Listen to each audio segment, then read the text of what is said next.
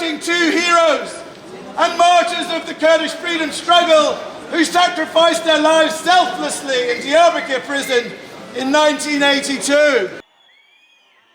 Kürdistan'ın en kanlı yılları.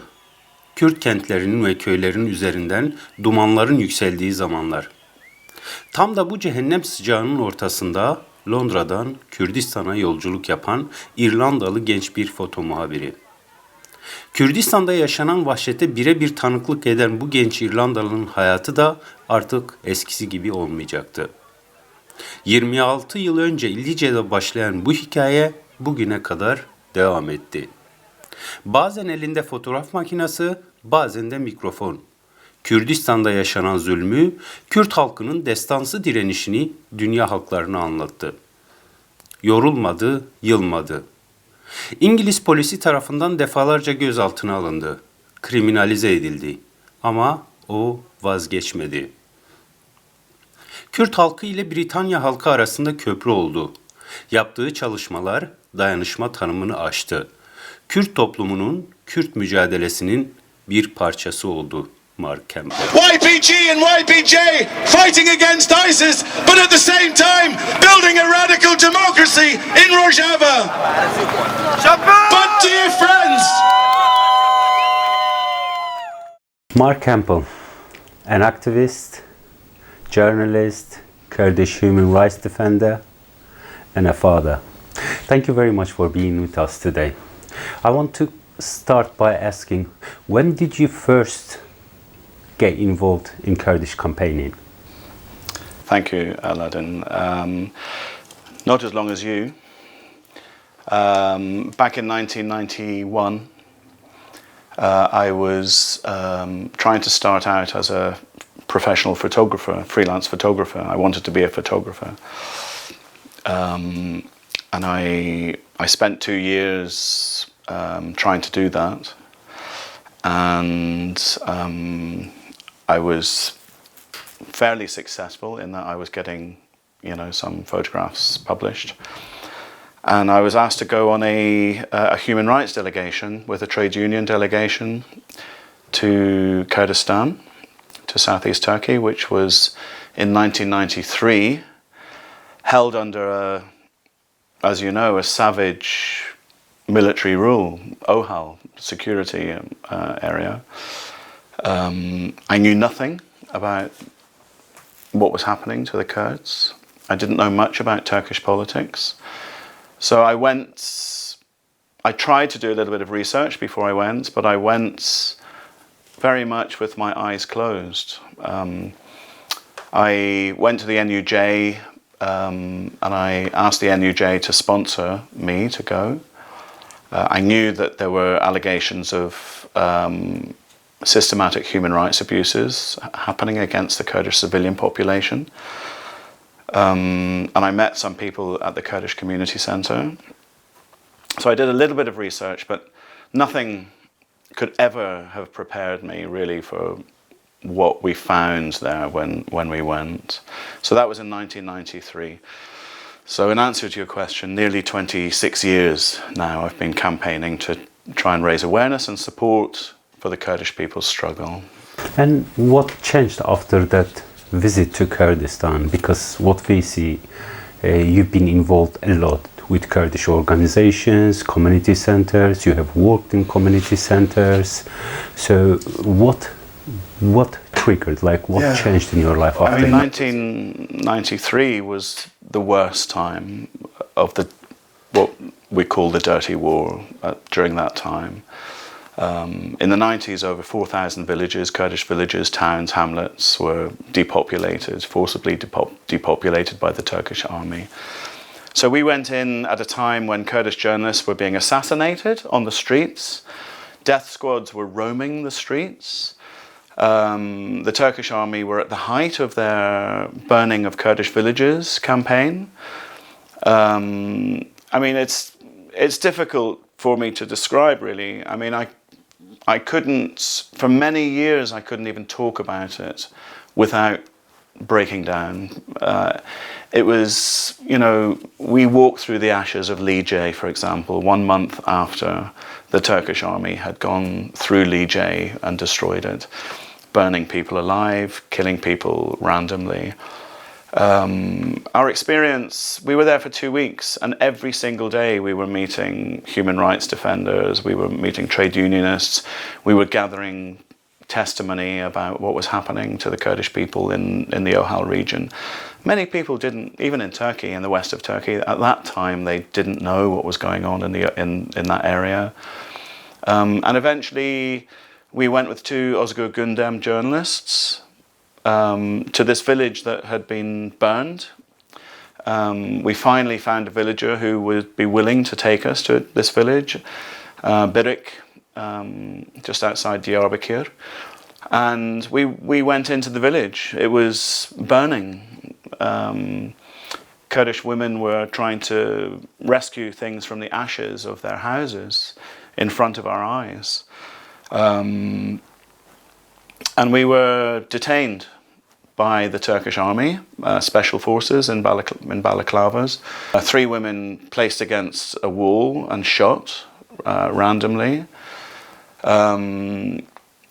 So in answer to that question, I think during those 2 weeks, that was just enough. We went to Batman, 11 people were assassinated outside our hotel. In Diyarbakir, a man lay outside the post office all night, assassinated. We came face to face with Yeşil, the contra-guerrilla assassin. We had many deeply traumatizing experiences. I feel my heart is with the Kurdish struggle. I feel part of the Kurdish struggle, if I'm allowed to say that. In this case, like, how do you describe your involvement? I mean, I'm very humbled by the Kurdish people's struggle.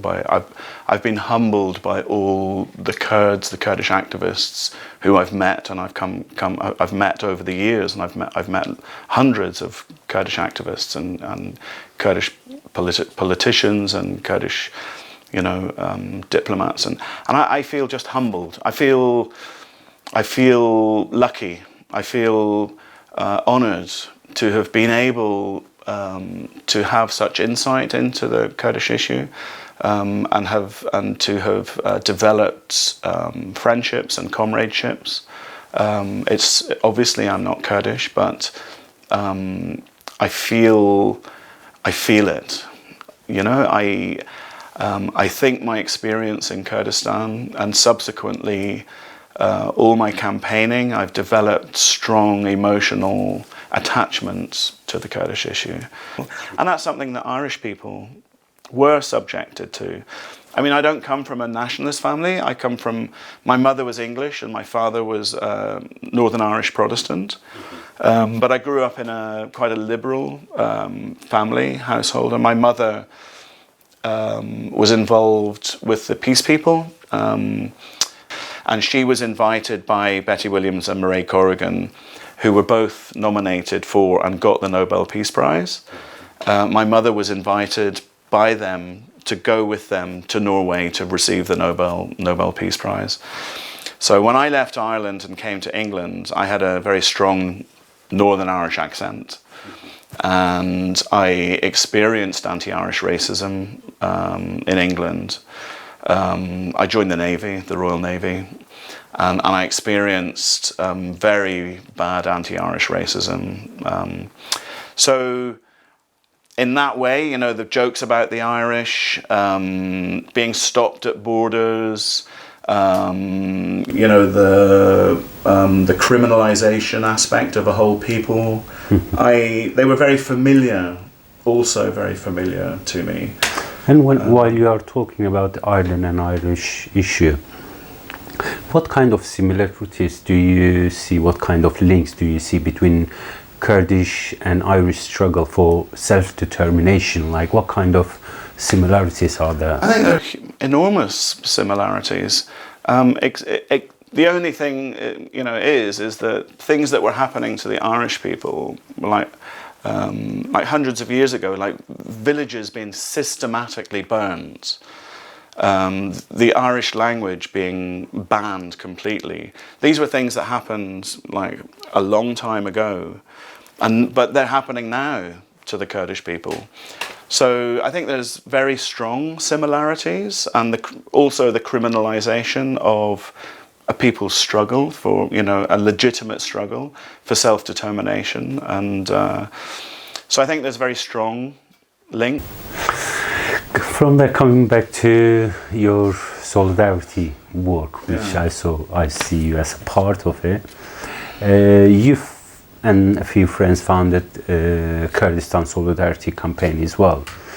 And you've been a kind of bridge between British public and Kurdish struggle in many ways. So how do you describe solidarity? What does it mean to you? What solidarity means to you? I think for me, solidarity, my meaning in terms of the work that I do with the Kurdish issue is to be able to be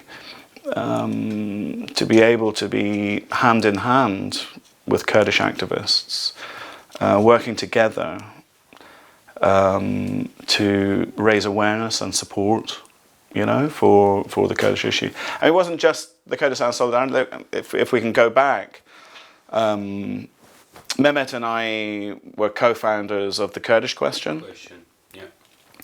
And in 2011, we were investigating during the Syrian revolution, we were investigating how to use social media for the Kurdish issue. And so we established hashtag Twitter Kurds during that period, which has had a tremendous success. And it was at that time we realized the power of social media, the power of social media to bypass and challenge the Turkish psychological war, the misinformation that Turkey were putting out about the Kurdish people's struggle and the facts around the Kurdish issue. I think this is our duty now, is to argue hard and to take the message and to raise and amplify the voice of Rojava and the entity in northern Syria, because it's facing a very serious threat. Also, how do you describe the British government, what they are doing, their stance, their policy? Where are they in this whole mess in the Middle East? Yeah, I don't know. I mean, we've seen today, haven't we, that we've seen that the Turkish defense minister saying that they, because they're not being able to gather support from the Americans, they're not being able to get legitimacy for this so-called invasion that they're talking about. And if this invasion goes ahead, the international community need to stand up very firmly and say no. The Americans need to implement a no-fly zone.